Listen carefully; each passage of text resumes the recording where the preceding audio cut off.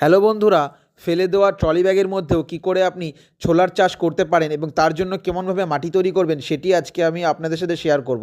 প্রথমত আমি যে ছোলাটি চাষ করছি সেই ছোলাগুলিকে আমি একদিন আগেই ভিজিয়ে রেখে দিয়েছিলাম এবং এই ফেলে দেওয়া ট্রলি ব্যাগের মধ্যেই আজকে আমি সেই ছোলাটি চাষ করব।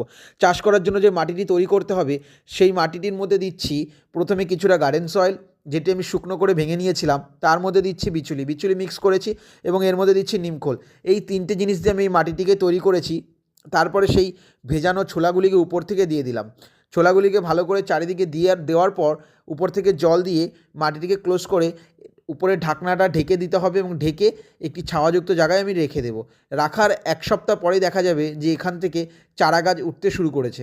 তো এইভাবেই বাড়িতে যে কোনো ফেলে দেওয়া জিনিসেও আপনারা চাষের কাজে লাগাতে পারেন। এমনই মজার মজার বাগান সম্বন্ধ ভিডিও দেখতে চাইলে আমার চ্যানেলটিকে সাবস্ক্রাইব করুন এবং আমায় সাপোর্ট করুন। আমি বড় বড় ভিডিও আনি, সেগুলোও দেখুন।